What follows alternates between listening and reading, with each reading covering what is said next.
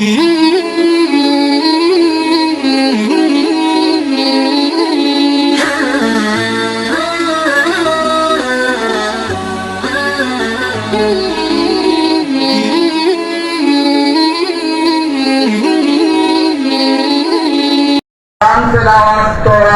তিনি কখনো সকালে বের হতেন না। ওলামায়ে কেরামদেরকে কারারুদ্ধ করে, সব আলেমদেরকে জেলবদ্ধ করে ইসলামকে ধ্বংস করার যিনি পায়তারা করেছিলেন, যার সম্পর্কে মনে করা হতো অযনান্তুম আল্লা ইয়াখরুজু ওয়াযন্নু আন্নাহুম মানিআতুহুম হুসুনুহুম মিনাল্লাহ, আমরাও ধারণা করি নাই যে তার এত সকালে পতন হবে, আর সেও মনে করেছিল মানিআতুহুম হুসুনুহুম হুসুনুল হুন্দুস, হুসুনুল লীগ, ছাত্রলীগের হুসুন, ভারতের হুসুন তাকে রক্ষা করবে। ফাআতাহুমুল্লাহু মিন হাইসু লাম ইয়াহতাসিব, এমন ভাবে আল্লাহ রাব্বুল আলামিন তার পতন ঘটালেন যা সে কল্পনাও করতে পারে। আমার মনে পড়েছে আব্রাহা যখন খানায়ে কাবা ভাঙতে এসেছিল, তাকে ধ্বংস করার জন্য সে যেমন সবচেয়ে বড় প্রাণী নিয়ে আসলো, আল্লাহ তাকে ধ্বংস করার জন্য সবচেয়ে ক্ষুদ্র প্রাণী পাঠালেন ধ্বংস করার জন্য। ঠিক আমাদের বাংলাদেশের বুকের উপরে যে জগদ্দল পাথর বসেছিল, স্বৈরাচারিণী নাস্তিক মুরতাদদের জননী, নাস্তিক মুরতাদদের জননী, ইসলামকে ধ্বংস করার পরিকল্পনাকারীদের রূপকার শেখ হাসিনা যখন এদেশে থেকে ইসলামকে চিরতরে নির্মূল করার জন্য চক্রান্ত করছিল, মুসলিমদেরকে বিভক্ত করে ফেরাউনি কায়দায় সে দেশ চালাতে চেয়েছিল। কোরআনে ফেরাউনের চরিত্র সম্পর্কে বলা হয়েছে, ইন্না ফিরাউনা আলা ফিল আরদ, ফেরাউন তার ভূখণ্ডে একক ক্ষমতা কুক্ষিগত করেছিল। ইস্তাদঈফু তাইফাতাম মিনহুম, এক দলকে সে দুর্বল করে রেখেছিল। ওয়াজালা আহলাহা শিয়া, এবং সে দেশের অধিবাসীদেরকে, জনগণকে বিভিন্ন দলে বিভক্ত করেছিল। ঠিক একইভাবে এই বাংলাদেশের মুসলিমদেরকে, বাংলাদেশের জনগণকে বিভিন্ন দলে বিভক্ত করে ফেরাউনের মতো রাজত্ব করার জন্য পায়তারা করছিল। যারা একটু বয়স বেশি তাদেরকে রাজাকার, যারা যুবক তাদেরকে জামাত শিবির অথবা জঙ্গিবাদী। আল্লামা সাঈদী রাহমাতুল্লাহ আলাইহিকে রাজাকার বানিয়ে দিল। আমি তাকে আজকে শ্রদ্ধার সঙ্গে স্মরণ করছি। আমি যখন প্রথম জেলে যাই, আমার জন্য কিছু হাদিয়া পাঠালেন আর বললেন যে সবর করেন, ইনশাআল্লাহ আল্লাহ তাআলা আপনার জন্য রাস্তা বের করে দিবেন। আজকে আমি তার জন্য খাস ভাবে দোয়া করছি, আল্লাহ তাআলা যেন তার মাকামকে জান্নাতের আলা মাকামে পরিণত করেন। আমি বলছিলাম, এই ফেরাউন যখন বাংলাদেশের বুকে বসে পড়ল, আল্লাহ তাআলা তখন কোন বড় শক্তি দিয়ে তাকে ধ্বংস করেন নাই, বরং স্কুল কলেজের বাচ্চাদেরকে তার বিরুদ্ধে আবাবিল পাখি হিসেবে প্রেরণ করেছিলেন। ألم تر كيف فعل ربك بأصحاب الفيل ألم يجعل كيدهم في تضليل তাদের সব চক্রান্তগুলোকে ব্যর্থ করে দিয়েছেন। وأرسل عليهم طيرا أبابيل ঝাঁকে ঝাঁকে পাখি প্রেরণ করেছেন। আবাবিল মানে আসলে ঝাঁকে ঝাঁকে, তয়রান তো পাখি জানেন। আল্লাহ রাব্বুল আলামিন এই পাখি পাঠিয়েছেন স্কুল থেকে, পাখি পাঠিয়েছেন কলেজ থেকে, পাখি পাঠিয়েছেন বিশ্ববিদ্যালয় থেকে, পাখি পাঠিয়েছেন মাদ্রাসা থেকে, আলিয়া থেকে, কওমিয়া থেকে, ডান বাম, আলিয়া কওমিয়া, স্কুল কলেজ, এমনকি ইংলিশ মিডিয়ামের ছাত্র পর্যন্ত রাস্তা বের হয়ে এসেছে। এটাই বর্তমান সময়ের তয়রান আবাবিল। আল্লাহ আর একবার দেখালেন, জাআল হাক্কু ওয়া যাহাকাল বাতিল ইন্নাল বাতিলা কানা যাহুকা। ফিরআউন আয়ে, হামান আয়ে, জালিম জাবির সুলতান আয়ে, সবকো হুই রসওয়াই হাসিল। জাআল হাক্কু ওয়া যাহাকাল বাতিল ইন্নাল বাতিলা কানা যাহুকা। ফিরআউন আয়ে, নওফল আয়ে, कादिर नानक आए, कितने कितने शैतान आए, सबको हुई रसवाई हासिल।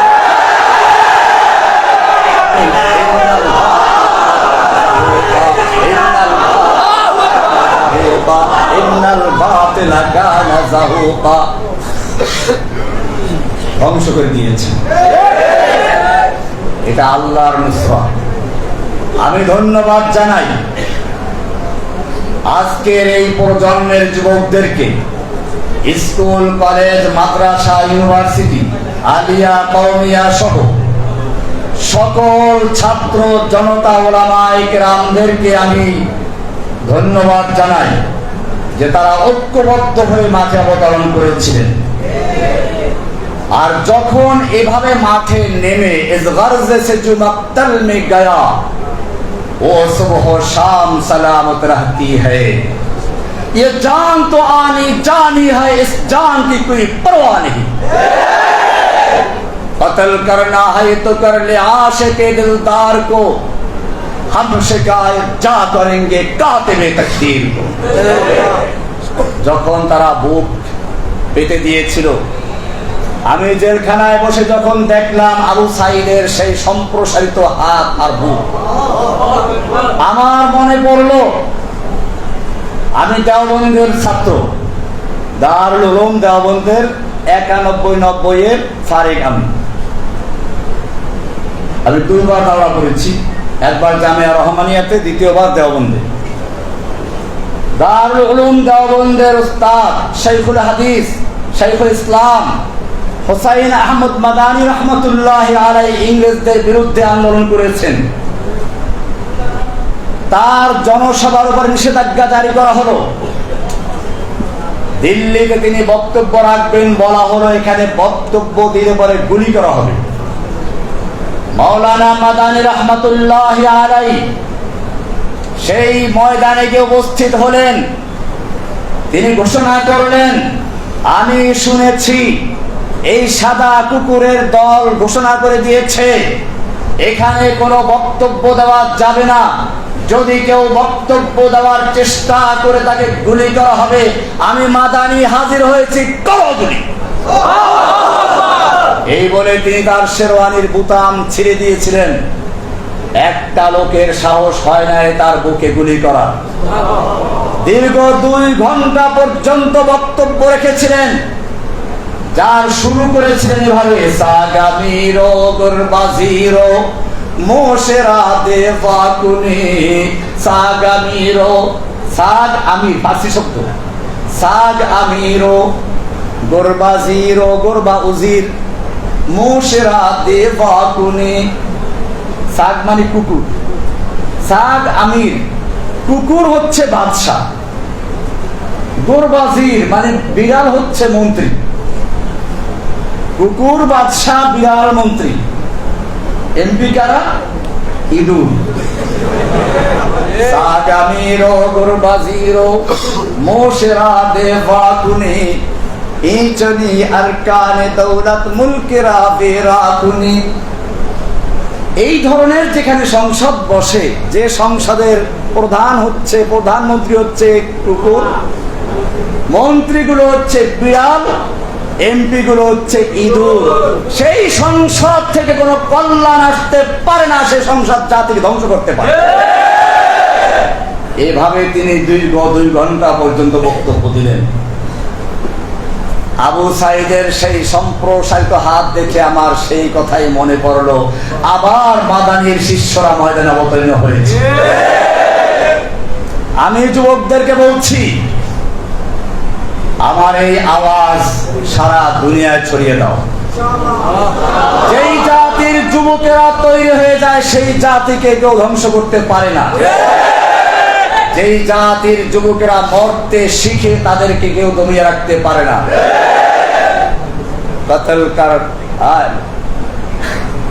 কতলে হুসাইন দর হकीकत মুরগে यजीद है, कत्ले हुसैन दर हकीकत मुर्गे यजीद है, इस्लाम जिंदा होता है हर करबला के बाद।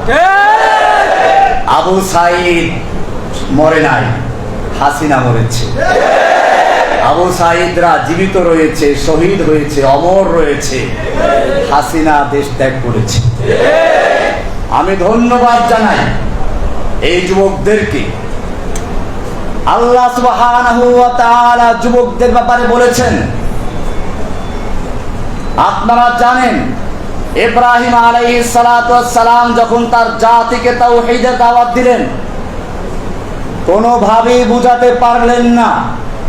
তিনি পরিকল্পনা করলেন এই মূর্তিগুলো ভাঙতে হবে। ঘটনা আপনারা জানেন, যখন লোকেরা মেলার থেকে ফিরে এসে দেখলো মূর্তির হাত নাই, পা নাই, কোনো ঝড় তুফান হলো না, ভূমিকম্প হলো না, বন্যা হলো না, এই মূর্তিগুলোর হাত পা ভেঙে ফেললো কে? এটা নিশ্চয়ই কোনো বড় ধরনের ঘটনা ঘটেছে। নমরুদের কাছে চলে গেল। নমরুদ এসে দেখে জিজ্ঞেস করলো, এখানে কোনো যুবক আছে কি যে যুবক এই মূর্তিগুলো দেখতে পারে না? তখন সকলে উত্তর দিল, ক্বালু সামি'না ফাতান ইয়াযকুরুহুম ইউকালু লাহু ইব্রাহিম।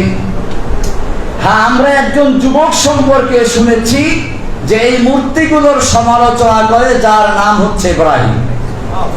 কেন যুবকের প্রসঙ্গ আসলো? নমরুদ বুঝতে পেরেছিল এই মূর্তি ভাঙ্গা পর্যন্ত শেষ নয়।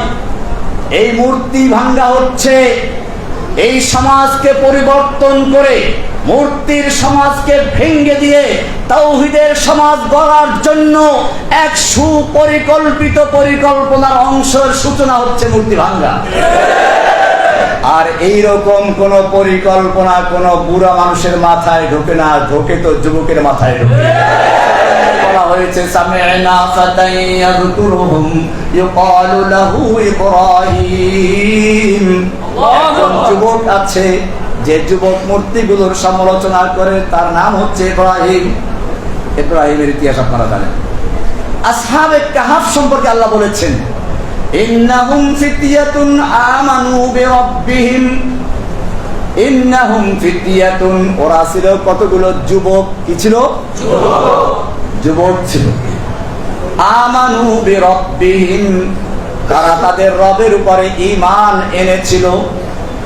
ওয়াজিদনাহুম হুদা, আমি তাদের হিদায়াতকে আরো বৃদ্ধি করেছি। ওয়ারাবাতনা আলা কুলুবিহিম ইয ক্বামু, যখন শাসকদের সামনে দাঁড়িয়ে তারা বক্তব্য পেশ করছিল, তখন তাদের দৃঢ়তা, তাদের ঈমানের শক্তি আমি আরো বৃদ্ধি করে দিয়েছিলাম। এখানেও ছাত্র আন্দোলনের নেতাদেরকে যখন গ্রেফতার করে নিয়ে গেল, খাওয়া দাওয়াও করালো। আমি ভয় পেয়ে গিয়েছিলাম যে এইখানেই শেষ হয়ে যায় কিনা, কিন্তু আবারও তারা প্রমাণ করলো, ওয়ারাবাতনা আলা কুলুবিহিম ইয ক্বামু, যখন তারা শাসকদের সামনে দাঁড়িয়েছিল, তখন আল্লাহ বলেন আমি তাদের অন্তরকে শক্ত করে দিয়েছিলাম, দৃঢ় মজবুত করে দিয়েছিলাম, যাতে করে তারা বাতিলের সামনে মাথা নত না করে। মর্দে মুমিন বাতিল সে হরগিজ খৌফ খা सकता नहीं, सर कटा सकता है लेकिन सर झुका सकता नहीं।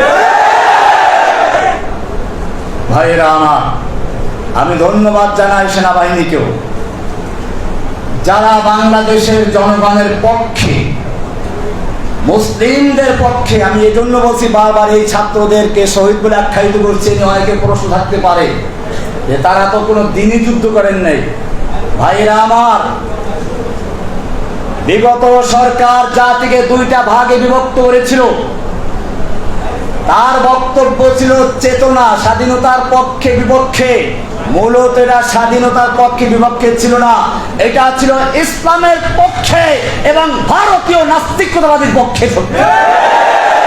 সুতরাং যারা হাসিনার পক্ষে দাঁড়িয়েছিল, আমি নির্দ্বিধায় বলতে পারি তাদের অধিকাংশ লোক ছিল মুসলমান মুজাহিদ এবং তাদের অন্তরে ইমানি চেতনা ছিল। ইমানি চেতনায় বিশ্বাসীরাই সেদিন ময়দানে যুদ্ধ করেছে, সেদিন বুক পেতে দিয়েছে। কারণ ইমানি শক্তি ভিতরে না থাকলে এরকম বুক পেতে দেওয়া সম্ভব হতে পারে।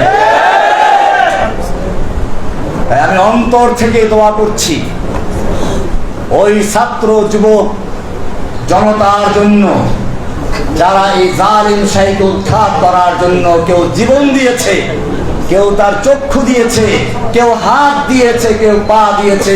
আল্লাহ রাব্বুল আলামিন যারা শহীদ হয়েছে তাদেরকে জান্নাতুল ফেরদাউসের মেহমান বানিয়ে নেন। যারা আহত হয়েছে তাদেরকে দ্রুত শিফা দান করুন, আমিন। ভাইয়েরা আমার, কিছু কথা ক্লিয়ার করতে হচ্ছে। আমাকে গ্রেফতার করা হয়েছিল, পরবর্তীতে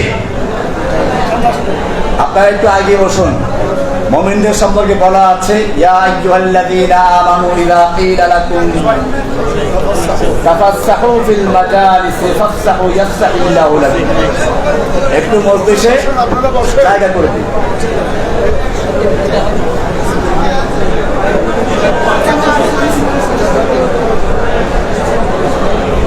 আমরা কথা না বলি। আমাকে গ্রেফতার করা হয়েছিল কেন, আজকে আপনাদের ভালো করে বুঝতে হবে। আমি কোন দলের লিডার ছিলাম না, দলের সদস্য ছিলাম না। সাংবাদিক ভাইদেরকে বলছি, আপনারা বিগত সরকারের পেটুয়া বাহিনী পুলিশের মিথ্যা বিভ্রান্তকর কথা শুনে হয়তো ভুল করেছেন। আমি আমার পিছনে আপনারা যা করেছেন আজকে এই ময়দানে ঘোষণা করছি, সব ক্ষমা করে দিলাম। এখন আপনাদের ভালো করে বুঝতে হবে, জসিমউদ্দিন রহমানী কোন জঙ্গি অথবা অন্য কোন দলের সদস্য নয়, নেতা নয়, গুরু নয়, আধ্যাত্মিক নেতাও নয়। এমনকি যেই দলের নামে তাকে বলা হচ্ছে আনসারুল্লাহ বাংলা টিমের আধ্যাত্মিক নেতা, গুরু, আবার কি যেন অন্য কি যেন বলে, আনসারুল্লাহ বাংলা টিম নামে বাংলাদেশে কোন দল আছে বলে আমি গ্রেফতারের আগ পর্যন্ত কানেও শুনি নাই। এজন্য আপনাদেরকে প্রমাণ দিচ্ছি, একজন লোক যদি কোনো দল করে আর সে যদি লিখক হয়, অবশ্যই কোনো না কোনো সূত্র ধরে ওই দলের নামটা নিয়ে আসবে। সে যদি খতিব বক্তা হয়, অবশ্যই কোনো না কোনো সূত্র ধরে সেই দলের প্রতি সমর্থন জানাবে, আহ্বান জানাবে। যদি সে ব্যক্তি কোনো উস্তাদ ও শিক্ষক হয়, অবশ্যই তার ছাত্রদের মাঝে সে ওই দলের নাম প্রচার করবে, আহ্বান জানাবে, সমর্থন করবে। সে যদি একজন দায়ী হয়, অবশ্যই সে এটা দাওয়াত দিবে। আমি একজন লিখক, আমি একজন বক্তা, আমি একজন ইমাম ও খতিব, আমি একজন উস্তাদ। আমি আপনাদের সাংবাদিক ভাইদেরকে বলবো, কোন হাসিনার পুলিশের কথায় কান না দিয়ে আমার বইগুলো তন্ন তন্ন করে তালাশ করুন, কোন জায়গায় আনসারুল্লাহ বাংলা টিমের কোন দলের নাম আছে কিনা। আপনারা আমার বক্তব্যগুলো সারা বিশ্বে রেকর্ড ছড়ানো আছে, সব বক্তব্যগুলো শুনুন। আনসারুল্লাহ বাংলা টিম নামে কোন দলের নাম আপনারা যদি প্রমাণ করতে পারেন, আমি বক্তব্য ছেড়ে দিব। আপনারা আমার মসজিদে গিয়ে দেখুন, মাদ্রাসায় গিয়ে দেখুন, কোন ছাত্র শিক্ষককে অথবা কোন মুসল্লিকে আমি এরকম কোন দলের কথা বলেছি, আহ্বান করেছি, সমর্থন করেছি?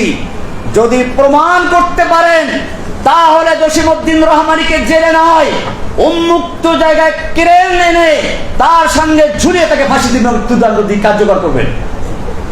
আর যদি প্রমাণ করতে না পারেন, অনুরোধ করছি আজকের থেকে জসিমউদ্দিন রহমানীকে আনসারুল্লাহ বাংলা টিমের প্রধান, আধ্যাত্মিক নেতা, গুরু ইত্যাদি বলা ক্ষান্ত করবেন। আর যদি ক্ষান্ত না করেন তাহলে বাংলার জনগণ আপনাদেরকে উচিত শিক্ষা দিয়ে ছাড়বেন।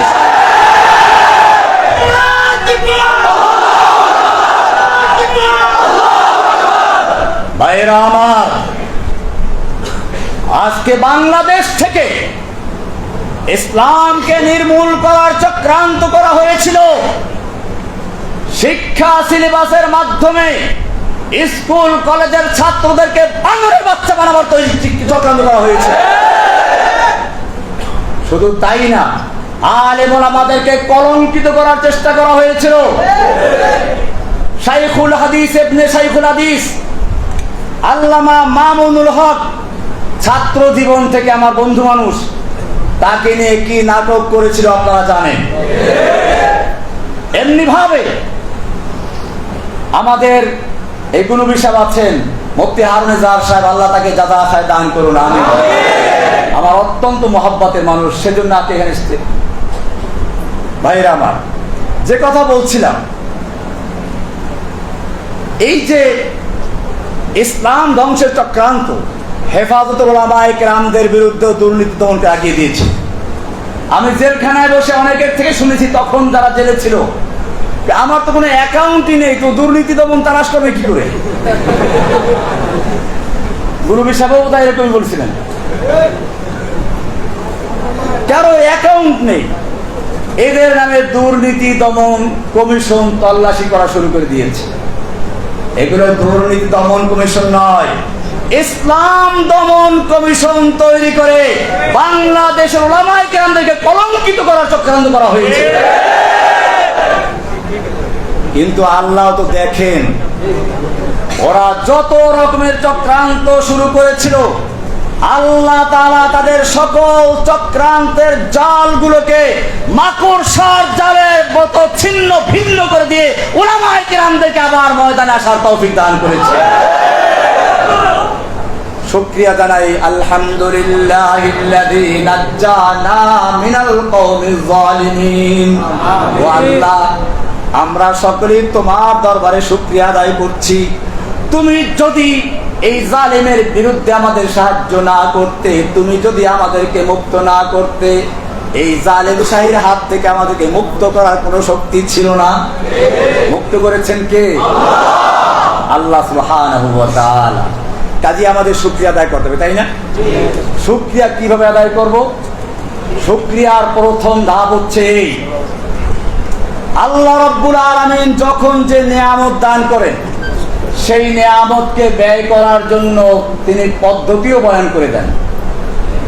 আমাদের এই যে নিয়ামত বিজয়, এটা এসেছে ঐক্যবদ্ধ থাকার কারণে। আমাদের মনে রাখতে হবে, দুশমনরা আমাদেরকে বিভক্ত করে করে পর্যন্ত অনেক আলেমদেরকে ধ্বংস করেছে, শহীদ করে দিয়েছে, অনেক আলেমদেরকে দালাল বানিয়েছে, অনেক আলেমদেরকে কারা নির্যাতন করেছে। আজকে উলামায়ে কেরাম ঐক্যবদ্ধ হয়ে মাঠে নেমেছে, কিন্তু ষড়যন্ত্র শেষ হয় নাই। আপনারা দেখেছেন, এখনো ভারতের পত্রিকা আমার বিরুদ্ধে কত রকম প্রোপাগান্ডা ছড়াচ্ছে। আমি নাকি হিন্দুদেরকে মারতে বলেছি, আমি প্যারোলে মুক্তি পেয়েও বলেছিলাম। আমার বড় বোনের জানাজার জন্য আমাকে 3 ঘন্টার জন্য মুক্ত করা হয়েছিল। হেলিকপ্টার থেকে বরগুনা গিয়ে জানাজায় অংশগ্রহণ করেছিলাম। সেখানে বলেছিলাম, ওই সময় উত্তপ্ত ছিল, যে কোনো হিন্দুর বাড়ি যেন আক্রমণ না হয়, কোনো মন্দির গির্জা প্যাগোডায় যেন আক্রমণ না হয়। প্রয়োজনে তোমরা পাহারাদারি করবে। যেখানে আমার বলিষ্ঠ বক্তব্য ছিল যে কোনো হিন্দুর বাড়িতে বা মন্দিরে কোনো আক্রমণ না হয়, এরপরেও কিছু অন্ধ, কিছু গুমরা পথভ্রষ্ট, সত্যের থেকে যারা দূরে, এরকম কিছু মিডিয়া আমার বিরুদ্ধে প্রপাগান্ডা এখনো চালাচ্ছে আমি নাকি জঙ্গিবাদী। মনে রাখবেন, আমাকে যারা জঙ্গিবাদী বলে তারা মূলত আমাকে নয়, কোরআনকে, হাদিসকে এবং স্বয়ং আল্লাহর রসুলকে জঙ্গিবাদী বলছে, কিন্তু সেটা প্রকাশ করতে পারে না বলেই এই কথা বলছে। আমার অপরাধ কি ছিল ভালো করে শুনুন।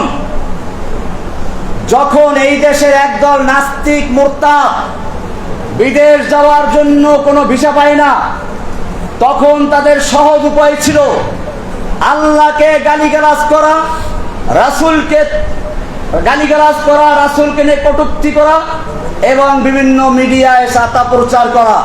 আর তখন ওরা, আমাদের মুসলিমরা, ইসলাম প্রিয় লোকেরা, আল্লাহর প্রিয় লোকেরা, রাসূলের প্রিয় লোকেরা স্লোগান দেয়, এটা নিয়ে ওরা দেখায়। এবং তখন বিদেশিরা বলে, হ্যাঁ তোমাকেই তো দরকার, ভিসা দিয়ে দেয়, বিদেশ চলে যায়। যখন বিদেশ যাওয়ার জন্য তাদের একমাত্র মাধ্যম ছিল আল্লাহকে গালি দেওয়া, রাসূলকে গালি দেওয়া, তখন আমি মনে করেছিলাম এই লোকদেরকে স্থায়ী ভিসা দেওয়ার প্রয়োজন আছে। আমি স্পষ্ট বলতে চাই, শেখ হাসিনার বাপের জন্য আইন করা হয়েছিল, তাকে নিয়ে কটূক্তি করলে যাবজ্জীবন পর্যন্ত সাজা ছিল। আর আমার নবীকে নিয়ে কটূক্তি করলে তাদেরকে গ্রেফতার, সাজা দূরের কথা, পুরস্কার দিয়ে বিদেশ পাঠিয়ে দিত। তখন আমি একটা আয়াত পেশ করেছিলাম, লাইল্লাম ইয়ানতাহিল মুনাফিকুনা ওয়াল্লাযীনা ফী কুলুবিহিম মারাদ ওয়াল মুরজিফুনা ফিল মাদিনা। আল্লাহ বলছেন, যদি মুনাফিকরা এবং যাদের অন্তরে নেফাকের রোগ আছে তারা, ইসলাম বিদ্বেষীরা, ইসলাম বিদ্বেষের মুনাফিক আগেই বলেছে, তাহলে এটা কোন রোগ? এই রোগ হচ্ছে ইসলামের বিদ্বেষের রোগ, ইসলামের বিরোধিতার রোগ। ওয়াল্লাযীনা ফী কুলুবিহিম মারাদ ওয়াল মুরজিফুনা ফিল মাদিনা, এবং যারা শহরে গুজব ছড়ায় আল্লাহর নবীকে নিয়ে, আল্লাহ নবীর স্ত্রীদেরকে নিয়ে, কন্যাদেরকে নিয়ে গুজব রটনা করে। আল্লাহ কি বলছেন শুনুন, লাইল্লাম ইয়ানতাহি, যদি তারা তাদের এই কাজ থেকে বিরত না থাকে, লানুগরিয়ান্নাকা বিহিম, হে নবী আমি আপনাকে তাদের বিরুদ্ধে খেপিয়ে দিব, উত্তেজিত করে দিব, আপনাকে উস্কানি দিব। কে বলছেন? নাকি রহমানি? উস্কানি দিচ্ছেন কে? লানুগরিয়ান্নাকা বিহিম সুম্মা লা ইউজাবিরুনাকা ইল্লা কালিলা, অতঃপর তারা আপনার প্রতিবেশী হয়ে আপনার দেশে আর থাকতে পারবে না, একেবারে বিদেশ পাঠাই দেওয়া হবে। সুম্মা লা ইউজাবিরুনাকা ইল্লা কালিলা, অল্প কিছুদিন থাকতে পারবে। মালউনিন, যে কয়দিন থাকবে সে কয়দিনও থাকবে তার অভিশপ্ত হয়ে। এরপরে কি বলছেন শুনুন, কান খুলে শুনুন, চোখ দিয়ে দেখুন, অন্তর দিয়ে বুঝুন। সাংবাদিক ভাইদেরকে বলছি, যদি মুসলিম হয়ে থাকো, মুসলিম ঘরের সন্তান হয়ে থাকো, কোরআন বিশ্বাস করো। কোরআন এরপরে কি বলছে শুনো, রহমানি বলে নাই, সূরা আহজাব 33 নম্বর সূরা 61 নম্বর আয়াত, 60 নম্বর আয়াত, 61 নম্বর আয়াত, আল্লাহ বলছেন যদি তারা বিরত না থাকে, আইনামা সুকিফু, মারুফ না মাজহুল? মাজহুল কাকে বলে?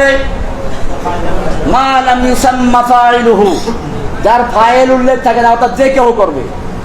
পরিষ্কার দেখুন কোরআনে আল্লাহর বর্ণনা ভঙ্গিমা দেখুন, তর্জ তরিকা দেখুন। আস-সারিকু ওয়াস-সারিকাতু ফাকতাউ আইদিয়াহুমা, চোর চুরনি যদি চুরি করে তাদের হাত কেটে দাও, মারুফের সিগা। কারণ এটা রাষ্ট্র করবে। কে করবে? এটা ব্যক্তিগত বিষয় না, চুরি করলে আপনি হাত কাটতে পারবেন না। আবার শুনুন, আয-যানিয়াতু ওয়াজ-যানি ফাজলিদু কুল্লা ওয়াহিদিন মিনহুমা, জেনাকারিনী আর জেনাকারী এদের প্রত্যেককে 100 দৌড়া মারো। তোমরা মারো মানে রাষ্ট্র, মারুফের সিগা। এই ধারায় এখানে কি হওয়া উচিত ছিল? মারুফের সিগা হওয়া দরকার ছিল, কিন্তু এখানে মারুফ আসে না, কি এসেছে? প্যাসিভ এসেছে, অ্যাক্টিভ নয়। কি বলা হচ্ছে? আইনামা সুকিফু, ওদেরকে যেথায় পাওয়া যাবে, সংসদে পাওয়া যাক, রাস্তায় পাওয়া যাক, পত্রিকা অফিসে পাওয়া যাক, অথবা কোনো নেতা নেত্রীর বাসায় পাওয়া যাক, এমনকি যদি তাদেরকে সেনাবাহিনীর ক্যাম্পেও পাওয়া যায়, আইনামা সুকিফু, ওদেরকে যেখানেই পাওয়া যাবে, উখিযু, পাকড়াও করা হবে না আখাযু। উখিযু মারুফ না মাজহুল? অ্যাক্টিভ না প্যাসিভ? কেন বলা হলো? এইটা করার জন্য রাষ্ট্র লাগবে না, যে পাবে সেই কাজটা করতে পারবে। আইনামা সুকিফু, ওদেরকে যেখানেই পাও তোমরা, পাওয়া যাবে, উখিযু, ওদেরকে পাকড়াও করা হবে। তারপরে কি করা হবে? জেলে দেওয়া হবে। কি না জেল না ওদের জন্য? ওয়াকুতিলু তাকতিলা, ওদেরকে কেটে টুকরো টুকরো করে ফেলো। কে বলেছেন? ওয়াকুতিলু তাকতিলা। এরপরে কি বলেন শুনুন, সুন্নাতাল্লাহ, এটাই হচ্ছে আল্লাহর সুন্নাহ, এটাই হচ্ছে আল্লাহর রীতি। সুন্নাতাল্লাহিল্লাযীনা ক্বাদ খালাউ মিন ক্বাবলিকুম, তোমাদের পূর্বে যারা অতিবাহিত হয়েছে তাদের জন্য এই রীতি আল্লাহর ছিল। ওয়ালান তাজিদা লিসুন্নাতিল্লাহি তাবদীলা, কিয়ামত পর্যন্ত আল্লাহর এই রীতিতে, আল্লাহর এই নীতিতে তুমি কোনো তাবদীল পাবে না, পরিবর্তন পাবে না। 33 নম্বর সূরা 60 এবং 61 নম্বর আয়াত শুধুমাত্র রেডি করলাম। আয়াতটা কার? কোরআন কি জিনিস? আল কোরআনু কালামুল্লাহ। কোরআন কি? কোরআন কোন মাখলুক নয়, আল্লাহর কালাম। সুতরাং আল্লাহ নিজে বলছেন, আমি শুধুমাত্র এই আয়াতটা রেডি করেছিলাম, তারপরও পরিষ্কার আমি কোনো দল গঠন করি নাই, আমি কাউকে মারতেও বলি নাই, আমি আয়াতটা শুনিয়ে দিয়েছি। এর উপরে বই লিখেছি। আমার নামে মামলা হলো বলগার রাজীব হায়দা হত্যা মামলা। এই মামলাটা দ্রুত বিচারে নিয়ে আসা হলো। সাংবাদিক ভাইদের উদ্দেশ্যে বলছি, ভালো করে শুনুন। ওই মামলার রায় হয়েছিল 2015 সালের 31শে ডিসেম্বর। ডিসেম্বর মাসে জজ কোর্ট বন্ধ থাকে, কিন্তু আমাদের ওই কোর্ট খোলা ছিল। সারা দিন ব্যাপী কোর্ট চলতো, সন্ধ্যার সময় কোর্ট চলেছে। এরপরে রায় দেওয়া হলো। ওই রায়ের 285 রায়ের কপির 285 নম্বর পৃষ্ঠায় স্পষ্ট লেখা আছে, এই মামলার আসামি তখন ওই যে শাহবাগের আন্দোলনকে কেন্দ্র করে আমাদেরকে শিবির বলা হয়েছিল, জামাত বলা হয়েছিল। দেখে এগুলো পায় না, পরে আনসারুল্লাহ বানানো হলো। ওইখানে লেখা আছে রায়ের কপিতে, এই আসামিগণ এমন কি দিয়ে লিখেছে আমার কথা, জসিমউদ্দিন রহমানীকে যদিও শিবির অথবা আনসারুল্লাহ বাংলা টিনের আধ্যাত্মিক নেতা, গুরু ইত্যাদি বলা হয়েছে, কিন্তু এটা রাষ্ট্রপক্ষ প্রমাণ করতে সম্পূর্ণ ব্যর্থ হয়েছে। জজ কোর্ট থেকে কপিটা বের করুন, সাংবাদিকদেরকে বলছি, বের করে দেখুন সেখানে কি লেখা আছে। আদালতের রায়ের মাধ্যমে স্পষ্ট হয়েছে রহমানী কোনো দলের সাথে সম্পৃক্ত নয়। সুতরাং আপনারা যদি এর পরেও আমাকে এইভাবে লেখেন, আদালত অবমাননার জন্য আপনারা দায়ী থাকবেন এবং সেজন্য আইনের ব্যবস্থা নেওয়া হতে পারে। কাজেই এই বিষয়গুলো স্পষ্ট করতে হবে। আল্লাহ এবং আল্লাহর রসুলকে নিয়ে যদি কোনো ব্যক্তি কটূক্তি করে, অবমাননা করে, আল্লাহর কোরআনের বিরুদ্ধে কথা বলে, মনে রাখবেন এই বাংলার জমিনে তাদের থাকার কোনো ইচ্ছা নাই। তাদের ইচ্ছা হলো বিদেশ যাওয়ার, বিদেশ যাওয়ার জন্য তারা এগুলো করে। কাজে আমি বলছি না, বাংলাদেশের তৌহিদি জনতা জেগেছে, ওদেরকে একবার চিরস্থায়ী বিদেশ পাঠিয়ে দেবে। ভাইয়েরা আমার, আজকে আমাদের মনে রাখতে হবে, এই জাগরণকে ধরে রাখতে হবে। এরপরে যদি কোনো চক্রান্ত শুরু হয়, আজকে যেভাবে ওলামায়ে কেরাম, তলাবায়ে ইলম, স্কুলের ছাত্র, মাদ্রাসার ছাত্র, তাওহীদি জনতা একাত্র হয়ে ময়দানে নেমেছিল, ঠিক এই ঐক্যবদ্ধতাকে ধরে রাখতে হবে। কিয়ামত পর্যন্ত যদি আমরা এরকম থাকি তাহলে ইসলামকে কেউ ধ্বংস করতে পারবে না ইনশাআল্লাহ। আমাদের সেজন্য প্রথম কাজ হচ্ছে ঐক্যবদ্ধ থাকা। 2 নম্বর কাজ হচ্ছে এই চেতনাকে, হাসিনা যেমন একটা চেতনা তৈরি করেছিল, আমাদেরও চেতনা তৈরি করতে হবে। আমি মূলত আসলে কোন দলের সদস্য ছিলেন, এটাই বাস্তব। আমার কি কাজ ছিল, আমি যখন দেখলাম গণজাগরণ মঞ্চ তৈরি করলো এবং তারা সারা বাংলাদেশে একটা জাগরণ তৈরি করার চেষ্টা করলো, যদিও তাদের স্লোগান ছিল রাজাকার বিরোধী, কিন্তু এই রাজাকার বিরোধিতার আড়ালে ছিল ইসলাম বিরোধিতা, ইসলামের বিরুদ্ধে চেতনা তৈরি করা।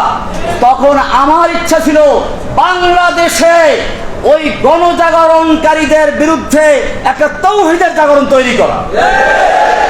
এই জাগরণ নিয়ে মাঠে নেমেছিলাম এবং আলহামদুলিল্লাহ আজকে দেখতে পাচ্ছি, আমি যদিও সে সময় শুরু করেছিলাম, আজকে বাংলাদেশের যে প্রান্তে যাই, এখনো যাওয়ার সুযোগ হয় না, শুধু কয়েকটা মসজিদের চিকিৎসার জন্য গেছি, নামাজ পড়ার জন্য। যে মসজিদেই যাই কোনো ঘোষণা নাই, কিচ্ছু নাই, দেখেই বলে যে আরে রহমান সাহেব আসছে। মানে হচ্ছে যেই জাগরণের স্বপ্ন দেখেছিলাম 2013 সালে, আল্লাহ রাব্বুল আলামিন আমাকে জেলে রেখে সেই জাগরণকে বাংলার ঘরে ঘরে পৌঁছে দিয়েছে।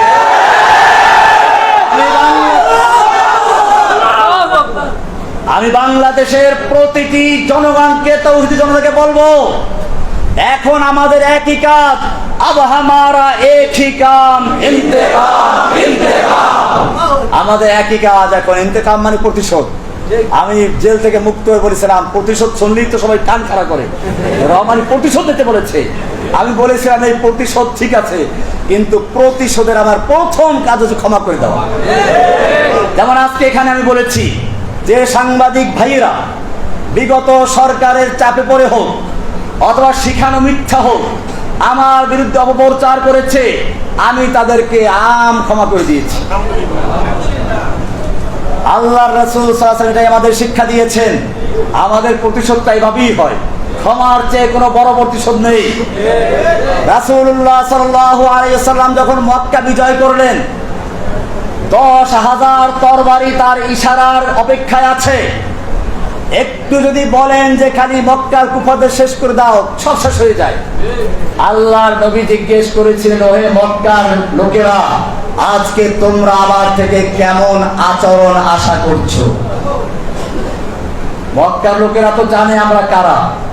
মক্কার লোকেরা জানে তারাই ওই লোকগুলো যারা রাসূল সাল্লাল্লাহু আলাইহি ওয়াসাল্লামকে হত্যা করার জন্য ঘেরাও করেছিল। তারা ওই লোকগুলো যারা বেলালকে দুপুরে রোদ্রে চিৎ করে শুয়ে রেখে উপরে পাথর চাপা দিয়ে রেখেছিল।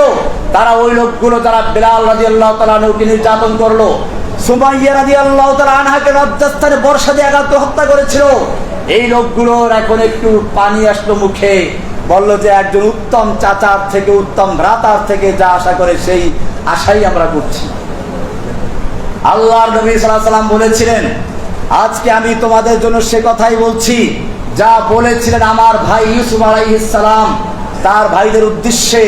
যখন তার ভাইয়েরা তার হাতে ধরা পড়লো, তার কাছে আসলো, তখন তিনি যা বলেছে আজকে তাই বলছি, লা তাসরিবা আলাইকুমুল ইয়াউম, আজকে তোমাদের বিরুদ্ধে আমার কোনো ক্ষোভ নেই, কোনো প্রতিশোধ দেওয়ার ইচ্ছা নেই।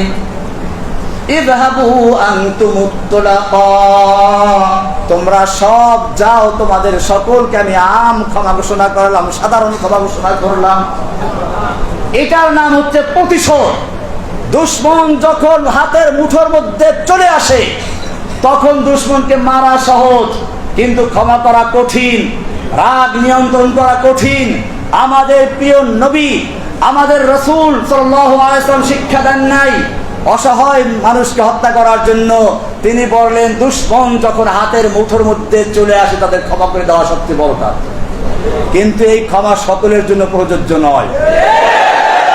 যাদের অন্যায় সীমা অতিক্রম করেছে তাদের বেলায় ক্ষমা প্রযোজ্য নয়।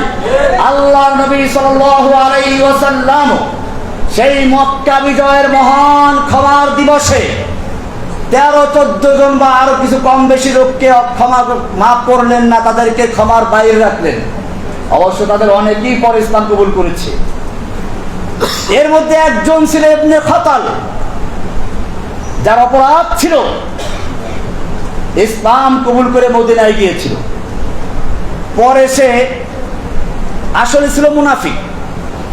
মক্কায় চলে আসলো, দুটো দাসী কিনে আল্লাহ নবীর বিরুদ্ধে সমালোচনামূলক গান গাওয়াতো, নর্তকী, কনসার্ট করত। আল্লাহ নবী সাল্লাল্লাহু আলাইহি ওয়াসাল্লাম এই ইবনে খাতাল সম্পর্কে বললেন যে তাকে ক্ষমা করা হবে না। আল্লাহ নবী এখনো লোহার টুপিটা খোলেন নাই, মাথায় এখনো লোহার অস্ত্রটা, লোহার সেই হেলমেট বা লোহার পোশাকটা আছে। এর মধ্যে একজন এসে বলল, ইয়া রাসূলুল্লাহ, ইন্না ইবনা খাতাল মুতাআল্লিকুন বিআস্তারিল কাবা। ওই যে ইবনে খাতাল, যাকে ক্ষমা করা হয় না, সে তো কাবার গিরাফ ধরে আছে।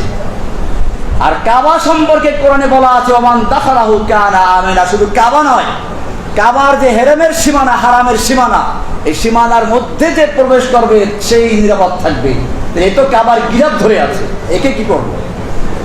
আল্লাহর নবী সাল্লাল্লাহু আলাইহি ওয়াসাল্লাম বললেন, এই ইবনে খাতাল কাবার হারামের ভিতরে নয়, তওয়াফের জায়গায় নয়, কাবার গিলাফ ধরে ঝুলে থাকলে তাকে ওখানে হত্যা করে দাও। এভাবে আজকেও যারা জেনে বুঝে ইচ্ছা করে আমাদের সেই কচি কচি ছাত্রদের বুকে গুলি চালিয়েছে, যারা নিরস্ত্র আবু সাঈদের বুকে গুলি চালিয়েছে, তাদের যদি ক্ষমা করা হয় তাহলে ইতিহাস আমাদের ক্ষমা করবে না। যারা এরকম নেচে নেচে গুলি করেছে, নিরস্ত্র যুবকদের, ছাত্রদের বুকে গুলি করেছে, অসহায় মানুষদের বুকে গুলি করেছে, তাদের জন্য কোনো ক্ষমা করা হবে না। তাদের প্রাপ্য শাস্তি তাদেরকে পেতেই হবে। ভাইয়েরা আমার, আমি এই জন্য বলেছিলাম, আব হামারা এক হি কাম ইন্তেকাম, ইন্তেকাম। প্রথম ধাপ হলো ক্ষমা, দ্বিতীয় ধাপ হচ্ছে যারা সীমাহীন অন্যায় করেছে তাদের শাস্তি খুঁজে দেওয়া। 3 নম্বর আমাদের কাজ হচ্ছে এই, এখন ব্যাপকভাবে তাওহীদের দাওয়াত দেওয়া। যতদিন পর্যন্ত কোরআন এবং সুন্নাহর দাওয়াত পৌঁছে না যাবে, যেই মানুষেরা এদেশের মুসলিমরা কোরআনকে ভালোবাসে, রাসূলকে ভালোবাসে, তারা বুঝেছে সালাত ফরজ, এজন্য তারা মসজিদ তৈরি করে, মাদ্রাসা তৈরি করে, ইমামের বেতন দেয়, রমজান মাসে তারাবির পয়সা দেয়, হাফেজকে খাওয়ায়, কারণ তারা বুঝতে পেরেছে এগুলো দ্বীনি কাজ। এই লোকগুলো যদি বুঝে সালাত যেমন ফরজ, সিয়াম যেমন ফরজ, ঠিক তেমনি ভাবে আল্লাহর জমিনে আল্লাহর দ্বীন কায়েম করা ফরজ, তাহলে এই লোকগুলো দ্বীন কায়েমের জন্য জীবন দিবে। সেজন্য আমাদের এখন আরেকটি কাজ হচ্ছে এই, মানুষের মাঝে চেতনা তৈরি করে দেওয়া, আল্লাহর জমিনে আল্লাহর দ্বীন কায়েম করার জন্য আল্লাহ তাআলা নির্দেশ করেছেন, আন আকিমুদ্দিন। সব নবীদের প্রতি একই নির্দেশ ছিল, আমাদের প্রতি একই নির্দেশ। আমাদের নবীর প্রতি বিশেষ নির্দেশ হলো, ওয়াল্লাযী আরসালা রাসূলাহু বিল হুদা ওয়া দীনিল হক লিইয়ুযহিরাহু আলাদ দীনি কুল্লিহি। আল্লাহ তাআলা তার রাসূলকে পাঠিয়েছেন হেদায়েত এবং দ্বীনে হক দিয়ে, যাতে করে এই দ্বীনে হককে অন্য সকল দ্বীনে বাতিলের উপরে বিজয়ী করা যায়। সেই দিনে বাতিলগুলো কি কি আপনারা আমার অন্যদের কাছে জেনে নেবেন। আজকে আমাদের কাজ হচ্ছে বাংলাদেশের প্রতিটি ঘরে ঘরে, প্রতিটি ছাত্র, যুবক, বৃদ্ধ, সকলের নারী পুরুষ, সকলের অন্তরের ভিতরে তাওহীদের চেতনা তৈরি করে দেওয়া। তাওহীদের চেতনা যদি তৈরি হয়ে যায়, তাহলে কবি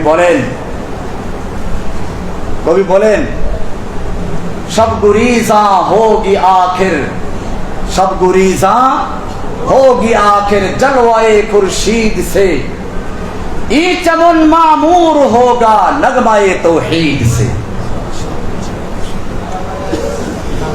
পূর্ণিমার চাঁদের দ্বারা যেভাবে রাতের আধার পালিয়ে যায়, ঠিক তেমনি ভাবে তাওহীদের স্লোগানে এদেশ থেকে সকল নাস্তিক মুরতাদদের অন্ধকার পালিয়ে যাবে ইনশাআল্লাহ।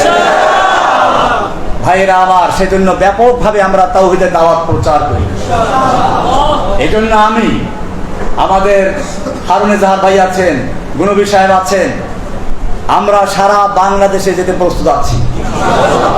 কোনো ভেদাভেদ স্কুলে, মাদ্রাসা, কলেজে, ইউনিভার্সিটি, যেখানে আপনাদের আহ্বান করবেন আমরা ইনশাআল্লাহ ছুটে যাবো, শুধুমাত্র একটা কাজের জন্য, পয়সার বিনিময়ে না। দিনের দাওয়াত দেবেন ইনশাআল্লাহ, প্রয়োজনে নিজেদের পয়সা খরচ করে। কিন্তু শর্ত একটাই, আল্লাহর জমিনে আল্লাহর দিন কায়েমের জন্য কাজ করতে হবে। আমাদের আর কোনো ভেদাভেদ থাকবে না, সমালোচনা থাকবে না। আমাকে অনেকভাবে কালারিং করার চেষ্টা করা হয়েছে। আমি স্পষ্ট বলতে চাই, আমি যখন প্রথম তাওহীদের দাওয়াত দেই, হ্যাঁ, আমাদের কওমি উলামাদের দেওবন্দের মধ্যে কিছু বেদাত যে নাই তা না, আমি স্পষ্টই বলি এটা। আমি সেগুলো তুলে ধরি, তাই বলে আমাকে আহলে হাদিস বলা দেওয়া হলো। আমি কি আহলে হাদিস? আমার ছাত্র জীবন কেটেছে লালবাগ মাদ্রাসায়। কোথায়? লালবাগ। কোন জামিয়া কোরআনে আরাবিয়া, কোন আহলে হাদিস মাদ্রাসা? জামিয়া রহমানিয়ার সাথে আমার স্মৃতি জড়িত। রহমানি আমার নামের অংশ। এটা কোন আহলে হাদিসের মাদ্রাসা? দারুল উলুম দেওবন্দ আহলে হাদিসদের রাখা নাকি? দেওবন্দ মাদ্রাসা আহলে হাদিসের মাদ্রাসা নাকি? দেওবন্দের ছাত্র আমি। এদেশে বহু ছাত্র আছে যারা আমার ছাত্র, অথবা আমার যারা সমকালে ওই সময় যারা দেওবন্দের ছাত্র, তারা জানে আলহামদুলিল্লাহ আমি কেমন ছিলাম। আলহামদুলিল্লাহ দেওবন্দের ছাত্র আছেন, আমাদের হারুন সাহেবের শ্বশুর, আলহামদুলিল্লাহ মুফতি সাহেব, হ্যাঁ শাইখুল ইসলাম, উনিও পটিয়া মাদ্রাসা মোহতামিম সাহেব। আল্লাহু আকবার। আমার তো আসলে আজকে দেখেন, আমি নামাজ পড়তে গিয়ে বয়ান করতে, আমার এমনি তো দুর্বল আছি, তারপর জেল থেকে আসলে অনেকদিন পর কথাবার্তা বলি নাই, এলোমেলো হয়ে যাচ্ছিল।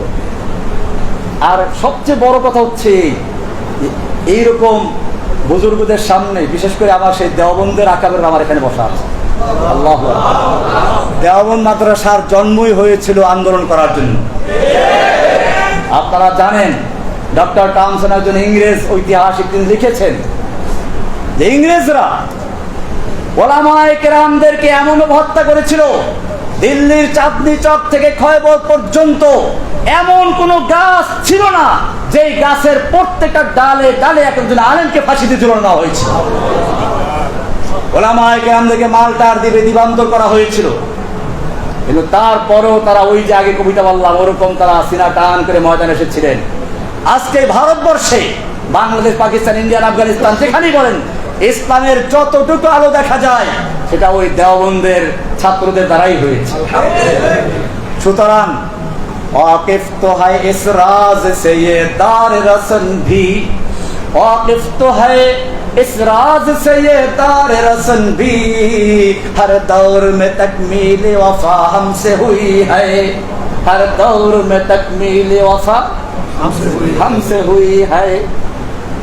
যুগে যুগে যখনই বাতিল এসেছে, ওলামায়ে দেওবন্দ, ওলামায়ে হক্কানি, ওলামায়ে রব্বানি তারা ময়দানে ঝাঁপিয়ে পড়েছে। বাতিল এসেছিল, গণজাগরণ মঞ্চের নাম ধরে হক নেমেছিল, ওলামায়ে দেওবন্দ নেমেছিল ছাত্র আন্দোলনের মাধ্যমে। বাতিল এসেছিল নরেন্দ্র মোদীর রূপ ধরে, হক এসেছিল কওমি মাদ্রাসা ওলামায়ে কেরামদের নেতৃত্বে, ব্রাহ্মণবাড়িয়া থেকে, হাটাজারির থেকে কওমি মাদ্রাসার সুরত ধারণ করে। সুতরাং বাতিল যখনই এসেছে, ওলামায়ে হক্কানি, ওলামায়ে রব্বানি, ওলামায়ে দেওবন্দ বাজারে ঝাঁপিয়ে পড়েছে। আমি তো তাদেরই একজন সন্তান। আল্লামা আজিজুল হক রহমতুল্লাহ আলাইহি, বাংলাদেশের প্রসিদ্ধ শাইখুল হাদিস। শাইখুল হাদিস তো আমরা অনেকেই আছি, কিন্তু এক কথায় শাইখুল হাদিস বললে কাকে বোঝায়? আল মুতলাকু ইযা উতলিকা, তারপর কি? ইরাদু বিহি আল ফারদুল কামিল। মান হুয়া আল ফারদুল কামিল? যদি শুধু বলা হয় শাইখুল হাদিস, তার কাকে বোঝায়? তিনি দুনিয়া থেকে চলে গেলেন, কত বছর হয়ে গেছে, এখন পর্যন্ত কি আছে? তার নাম জীবিত আছে। আল্লামা শাইখুল হাদিস রহমাতুল্লাহ আলাইহিকে দেখতাম, যখনই কোনো এরকম অনিসলামিক কোনো কার্যকলাপ শুরু হয়ে গেছে, তিনি বলতেন আবু বকর রাদিয়াল্লাহু সেই মহান উক্তি, আয়ান কুসুদ্দিন ওয়া আনা হাই, দ্বীনের সামান্য ক্ষতি হবে আর আমি জীবিত থাকবো, এটা হতে পারে। তিনি ময়দানে ঝাঁপিয়ে পড়েছেন।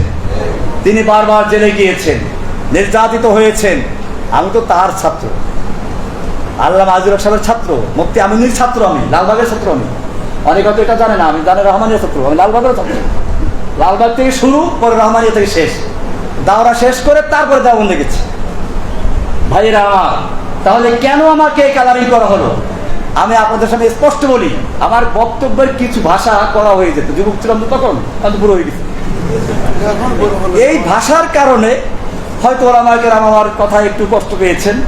আমি আজকের এই লালখান বাজার মাদ্রাসা থেকে বলছি, আমার কথায় যদি কেউ কষ্ট পেয়ে থাকেন, বিশেষ করে আমার কওমি অঙ্গ ওলামায়ে কেরামরা, আমি তাদের কাছে করজোড়ে ক্ষমা চাচ্ছি।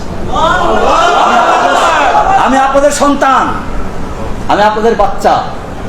খেতে যে নামে তার পায়ে কাদা লাগে, আমি খেতে নেমেছিলাম, কাদা লেগেছিল কিছু, সেই কাদাগুলো ধুয়ে মুছে পরিষ্কার করে আপনাদের খেদমতে এসেছি। ইনশাআল্লাহ বাকি জীবনটুকু যেন ওলামায়ে দেওবন্দ, ওলামায়ে হক্কানি, ওলামায়ে রব্বানি তাদের সাথে থেকে ইসলামের বিজয় দেখে যেতে পারি, সেই জন্য আপনাকে দোয়া কামনা করছি। এখন আমার একই কাজ, লিইউযহিরাহু আলাদ-দীনে, সকল দিনে বাতিলের উপরে দিনে হককে বিজয়ী করার জন্য বাংলাদেশের প্রান্তে প্রান্তে ছুটে যাওয়ার ইচ্ছা আছে ইনশাআল্লাহ। ইনশাআল্লাহ এই সাইবুল ইসরাও ইনশাআল্লাহ আমাদের সাথে থাকবেন। শুধু আমরা মাঝবয়সীরা না, আমাদের সঙ্গে এই বৃদ্ধরা থাকবেন, যুবকরা থাকবেন। জেনে রাখবেন, কোনো একটা বিপ্লব যদি তৈরি হতে হয়, যুবকের রক্ত, মুরব্বীদের পরামর্শ, ধনীদের অর্থ, কয়টা বললাম? আবার শোনেন, ওসমানদের অর্থ, ওসমান গনির অর্থ, আলীর মতো যুবকদের শক্তি, আর আবু বকরের মতো মুরব্বীদের ছায়া। এই তিনটার সমন্বয় যখন ঘটে তখন বিজয় আসে ইনশাআল্লাহ। এখন থেকে আমি ধন্যবাদ জানাই আমাদের হারুন ইজাহার সাহেবের আব্বা মুফতি ইজহারুল ইসলাম চৌধুরী সাহেবকে। আপনারা অনেকেই হয়তো যারা দূরের তারা চেনেন না। আমি যখন হারুন ইজাহার সাহেবের নামও শুনি না, তখন ওনার নাম আমি শুনেছি। এই বাংলাদেশে ইসলামের জন্য যারাই কাজ করেছেন সবাই বলতেন, আমার লালখান বাজার মাদ্রাসায় মুফতি ইজহারুল ইসলাম চৌধুরী সাহেবের কাছ থেকে এসেছি, ওনার ওখানে আছি। সুতরাং আমার মনে হচ্ছে আজকের এখান থেকে যেভাবে আমি দেখতেছি, যুবকদের ভাইদের দেখতে পাচ্ছি, আমি আশাবাদী যেই জাগরণের স্বপ্ন দেখেছিলাম 2013 সালে, যে ওদের গণজাগরণ মঞ্চের জবাব দেওয়ার জন্য ঝাড়ু দিয়ে পিটালে চলবে না, অন্ধকার দূর করতে হলে আলোর মশাল জ্বালাতে হবে। সেজন্য গণজাগরণ মঞ্চের অন্ধকার দূর করার জন্য তাওহীদের আলোর মশাল নিয়ে ময়দানে নেমেছিলাম। আজকে আমি লালখান বাজারে দেখতে পাচ্ছি সেই মশাল জ্বলতে জ্বলতে ওদের কলিজায় আগুন লাগিয়ে দিয়েছে।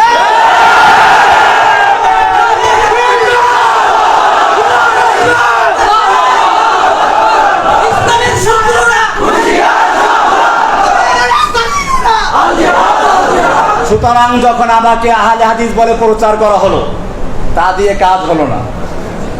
এরপরে ধরল সবচেয়ে বড় অস্ত্র, জঙ্গি। এই জঙ্গি শুধু আমাকে নয়, যেই কোনো ইসলামের জাগরণ তৈরি করার মতো কোন প্রোগ্রাম নিয়ে মাঠে এসে তাকে জঙ্গি বলা হয়েছে। সুতরাং আমাদের পিছনে এখনো লাগা আছে।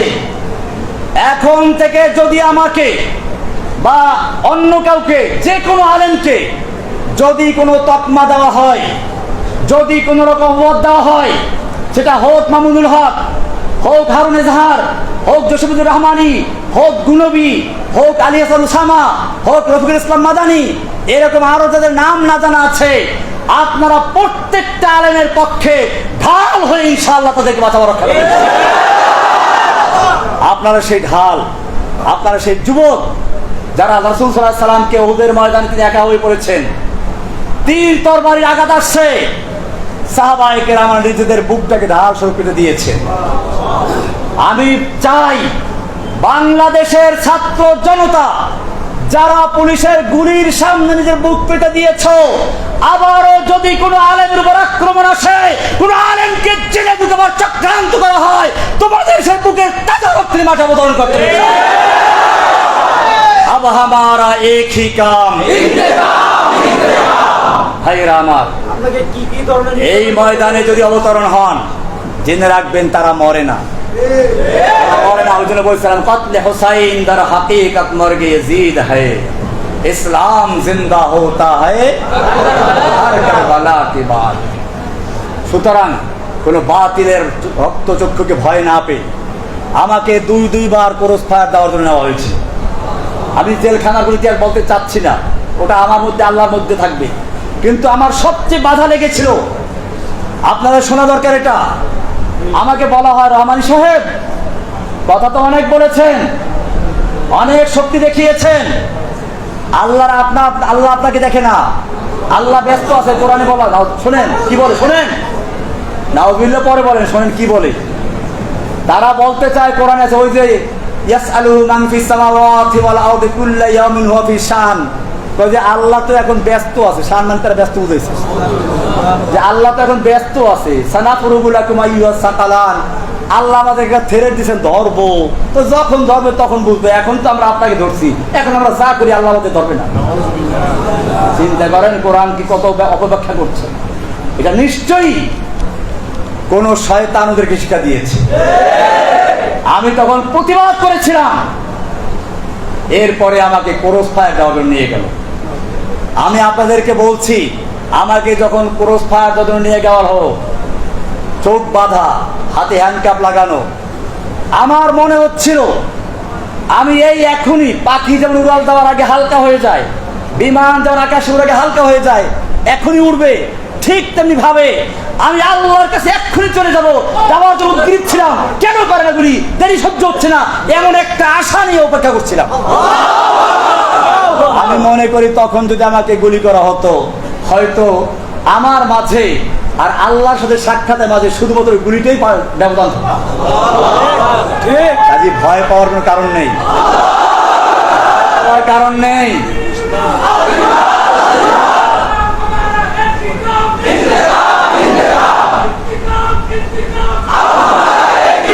ভাইয়েরা আমার, আমি কথা লম্বা হয়ে যাচ্ছে, আরো বেশি অনেকগুলো কথা বিষয় ছিল। আর কোন জরুরি বিষয় আছে না? নির্যাতনের বিষয়টা আসলে হচ্ছে কি, দেখেন আল্লাহ তাআলার দিনের পথে যারা যায়, দেখেন পাখি মানুষ খাতায় পারে না, কাউয়া পালে, কাউয়া পালে কি তোতা পাখি, যে পাখি দেখতে সুন্দর, গান ভালো। আমি ওই যে মুফতি হারুন সাহেবকে কিছু কবিতা লিখে বানাইছিলাম, আসলে কবিতাগুলো ফাতহাইরু লা ইউসজানু ইল্লা, ওই পাখিকে খাঁচায় বন্দি করা হয় যেই পাখির আওয়াজ সুন্দর। ঠিক তেমনি ভাবে যেই কোরআনের পাখি কোরআনের কথা বলে, যেই কোরআনের পাখিরা সুন্নাহর কথা বলে, তাদেরকেই জেলখানে বন্দি করা হয়। যারা কোরআন সুন্নাহর কথা না বলে কোন শাসকের পাঁচটা গোলামি করে, তাদের জেলে যাওয়ার মতো সৌভাগ্য হয় না। অনেকে মনে করে জেলখানা নাকি যায় কারো বদদোয়ার কারণে। আমি নাকি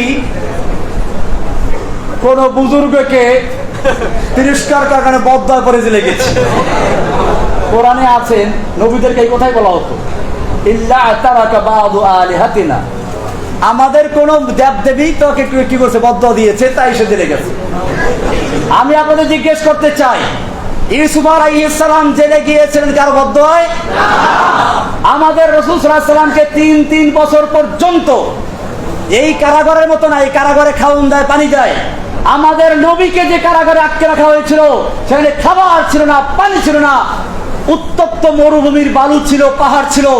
3 বছর পর্যন্ত সে আবি তালেবে, শুধু আমাদের নবীকে নয়, নবীর পুরো বংশকে সেখানে বন্দী করে রাখা হয়েছিল। কারো বদদোয়ায়? ইমাম আবু হানিফা রাহমাতুল্লাহ আলাইহিকে কারাবন্দী করা হয়েছিল। এক রিওয়ায়াতে বলা হয় যে উনি জেলখানাতেই মারা গেছেন, আর এক রিওয়ায়াতে আসছে যে না, মুক্ত করা হয়েছিল কিন্তু গৃহবন্দী অবস্থা মারা গেছেন। যে অবস্থায় বন্দী অবস্থায় মারা গেছেন, তিনি কার বদদোয়া করেছিলেন? ইমাম আহমদ বিন হাম্বল রাহমাতুল্লাহ আলাইহিকে কারারুদ্ধ করা হয়েছিল, নির্যাতন করা হয়েছিল। ইমাম ইবনে তাইমিয়ার লাশ কারাগার থেকে উঠেছিল। এই সবাই কি কোনো বুজুর্গকে তিরস্কার করে বদদোয়ার খপ্পরে পড়েছিলেন? বরং পরিষ্কার শুনুন, ওই যে বললাম জেলখানায় যেতেও ভাগ্য লাগে, জেলখানা সবার জন্য নয়। কাউয়া কোনোদিন কেউ পালে না, পালে ময়ূর, পালে তোতা পাখি, যার হয়তো রূপ আছে অথবা কি আছে, গুণ আছে। যার কোনোটাই নাই তাকে কেউ খাঁচায় বন্দি করে খামাকা খাওয়ান দেয় না। ঠিক তেমনি ভাবে যেই পাখির গলায়, যে আলেমের গলায় কোরআনের আওয়াজ থাকে না, যেই আলেমের গলায় একামতে দ্বীনের কথা থাকে না, যেই আলেমের গলায় নাস্তিক মুরতাদদের বিরুদ্ধে কথা থাকে না, যেই আলেমদের গলায় আল্লাহর জমিনে আল্লাহর দ্বীনকে বিজয়ী করার স্বপ্ন থাকে না, সেই আলেমদেরকে জেলখানায় নেওয়ার কোনো প্রয়োজন হয় না।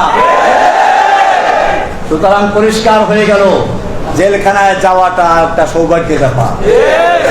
আপনারা একটু দেখেন না এখন চোখ বুলে, জেলখানায় কারা গেছিল বাংলাদেশে? অতীত ইতিহাস দরকার নাই। তবে আমাদের আকাবেরদের অনেকেই আছেন যাদেরকে জেলে নেয় নাই ওরা, কারণ ওরা জানে এখানে ভিন্ন ব্যাপার আছে। এই মুরব্বীদেরকে জেলে নিলে, রহমানিকে নিলে তো তারা দেখতে পাচ্ছে তেমন কিছু হয় নাই। এই সমস্ত মুরব্বীদের কাউকে যদি জেলে নেওয়া হতো বাংলাদেশের জমিনে আগুন লেগে যেত, ঠিক কিনা? আপনাদেরকে মনে রাখবে, সেই জন্যই ওলামায়ে কেরামদেরকে তারা নিতে ভয় পেয়েছেন, তো এদেরকেও নিয়ে যেত। তারা তো আল্লাহ আজুল হাসান সারে নাই। আজুল হাসান রহমতুল্লাহ আলাইকেও জেলে নিয়েছিল, মুফতি আমিনীকে জেল খাটতে হয়েছে। এরকম ভাবে আমাদের বর্তমানে এবং অতীতের, নিকট অতীতের যারা আকাবের তাদের জেল খাটতে হয়েছে। সুতরাং মনে রাখতে হবে আমরা তাদেরই সন্তান। উলাইকা আবাই ফাজিনি বিমিসলিহিম, উলাইকা আবাই, এরাই হচ্ছে আমাদের পিতৃপুরুষ আব্বা। কারা? আমাদের আব্বা ইমাম আবু হানিফা রাহমাতুল্লাহ আলাইহি, আমাদের আব্বা কে? ইমাম আহমদ বিন হাম্বল রাহমাতুল্লাহ আলাইহি, আমাদের আব্বা ইমাম ইবনে তাইমিয়া রাহমাতুল্লাহি আলাইহি, আমাদের আব্বা হোসেন আহমদ মাদানী, কাসিম নানতুবি, মাহমুদ হাসান দাবন্দি রাহমাতুল্লাহ আলাইহি আজমাইন, আমাদের আব্বা আল্লামা আজিজুল হক রাহমাতুল্লাহ আলাইহি, আমাদের আব্বা আমিনী রাহমাতুল্লাহি আলাইহি, আমিনীর আব্বা, আমাদের আব্বা হযরতের কি নাম ধরো, হাদিসের ওস্তাদ যারা বসে আছেন, হ্যাঁ, মুফতি ইজহারুল ইসলাম চৌধুরী, মুফতি হাবিবুর রহমান কাসিম, মাশাআল্লাহ কাসিমি, হ্যাঁ, শামসুদ্দিন জিয়া, আল্লাহু আকবার, নাম তো আমার অনেক আগে থেকে মুখস্থ আছে, আজকে ভাবব দেখতে পারি। জিয়া আলো, আল্লাহ রাব্বুল আলামিন আমাদের শামসুদ্দিন জিয়া দামাত বরকাতুল আলিয়া, আমাদের কাসিমি শাহ, এই সমস্ত বড় বড় আকাবেরদের ছায়াকে আরো দীর্ঘায়িত করুন, আমিন। তাদের নেতৃত্বে, তাদের জীবদ্দশায় আল্লাহ তাআলা এই বাংলাদেশে ইসলামের রাজ কায়েম করতে দান। আমি আর দীর্ঘায়িত করতে চাচ্ছি না। আল্লাহ তাআলা আমাদের সকলকে দিনের জন্য কবুল করুন। আমি মূলত আসলে খুবই অসুস্থ। দেখেন আজকে আমি এই কদিন মধ্যে কিন্তু বসে নামাজ পড়তে হয়েছে, কারণ আমার হাঁটু ব্যথা খুব বেশি। তো আমাদের মুরব্বী হারুনিজার সাহেবের আব্বা বললেন যে এই মুসাল্লাহ অনেক বড় বড় আকাবেররা ইমামতি করে গেছেন, আমি বলে আপনি কি আমাকে আদেশ করছেন নামাজ পড়াবার জন্য? হ্যাঁ। আমি তাহলে আল্লাহু আকবার। আমি কিন্তু আগে বলেছিলাম যে আমি নামাজ পড়াবো না, নামাজ পড়াবো অন্যের জন্য, কিন্তু আলহামদুলিল্লাহ এরপরে দেখলাম নামাজ পড়াবার সময় হাঁটু ব্যথার কোনো খবরই ছিল না। ফরজটা শেষ হওয়ার পরে অবশ্যই কিছুটা ফিরে আসছে আবার, কিন্তু যতক্ষণ আমি ফরজ সালাতে ছিলাম অতক্ষণ পর্যন্ত আমার হাঁটুর কোনো ব্যথাই অনুভব হয়নি। এটা আমি একটা চাক্ষুষ দেখলাম এই মাত্র। আমি এরকম আল্লাহকে অনেক দেখেছি সাহায্য করতে, কারাগারে অনেক দেখেছি। আমি সেইগুলো বলে সময় নষ্ট করতে চাচ্ছি না। আমি আপনাদের কাছে দোয়া চাচ্ছি যে আল্লাহ সুবহানাহু ওয়া তাআলা যেন আমাকে যেখান থেকে ফিরিয়ে এনেছেন বাকি জীবনটুকু যেন আমি আল্লাহর এই নেয়ামতের শুকরিয়া আদায় করে শাহাদাতের মৃত্যু বরণ করে ফেলার সে তৌফিক দান করুন।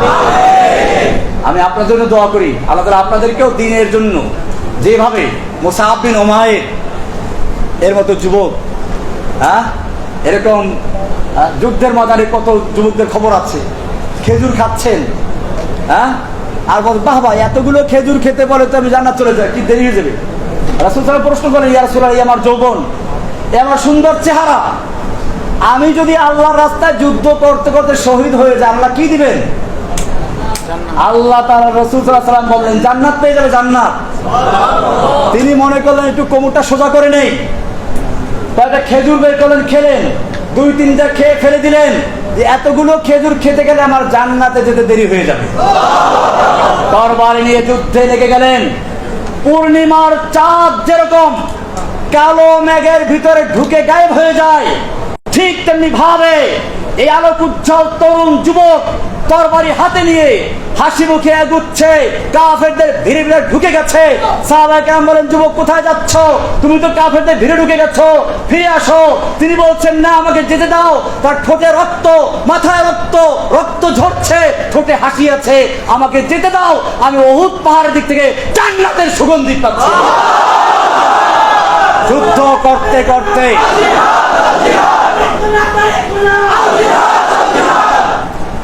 করতে করতে আল্লাহ রাস্তায় শহীদ হয়ে যান।